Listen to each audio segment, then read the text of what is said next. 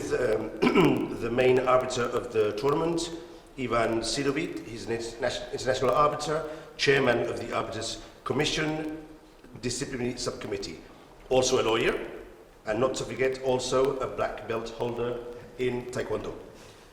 You've participated in many tournaments as a chess arbiter, for instance, the last 4 Olympiads. Also, you were chief arbiter at the World Youth Chess Olympiad, the chief arbiter of the European Individual Women Chess Championship in 2018, chief arbiter of the European Chess Championship 2019, many other very important tournaments. And we're here now in the Berlin leg of the Grand Prix. So, first of all, Ivan, hello. Hello. And could you tell me what are your duties in this type of event? Okay, you can divide the duties into 2 groups. First of all, you have to prepare or to make the preparation work before the beginning of the tournament. So you have to arrange technical meeting, you have to prepare the groups for Swiss manager and everything that goes well.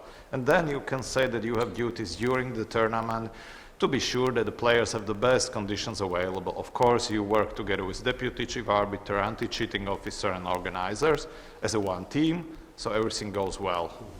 So you just mentioned you have a deputy chief arbiters, Jürgen Klueners, Yes. if I may say so, a very good arbiter for what I've seen here.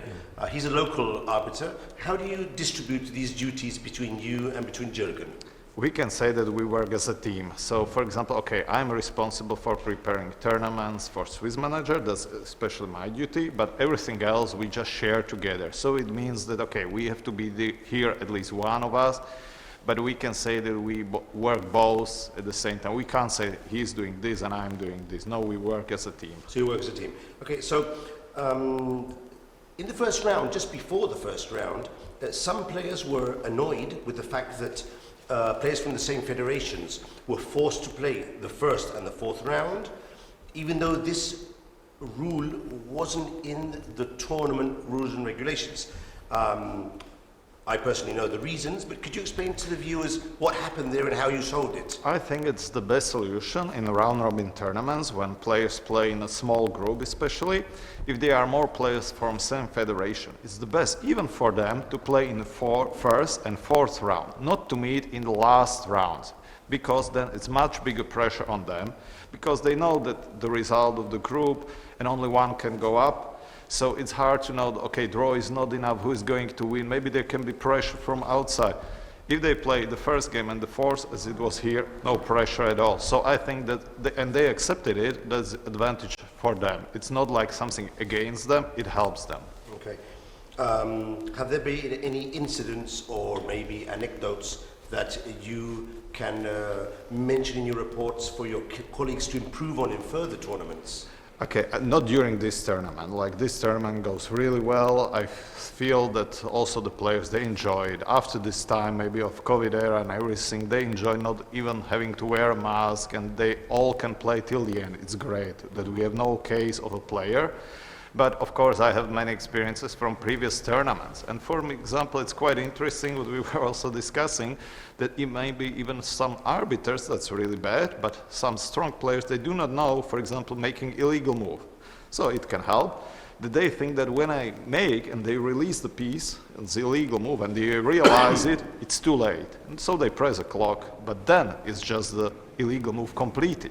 But if they realize that they did illegal move, till the time they did not press the clock, still it's time and they can make another move and they do not know about it. So, okay, what I can say that maybe is advantage as a lawyer, that maybe sometimes same situation, it looks the same and you make different decision because you have to feel what's the correct solution. Okay, so I've been watching you work with Jürgen during the whole week, and during the classical games, I don't sense that there's much to be worried about. But on the tie-break days, both you and Jürgen, you're much more attentive to the games. You're paying much more attention. Tell us what could happen if maybe one of you didn't pay attention to the game in a tie-break, for instance. Okay, we can say that there is much bigger pressure on players, of course, when they are going low on the time. And of course, in tie-breaks, you have less time, so you much easier get into time trouble.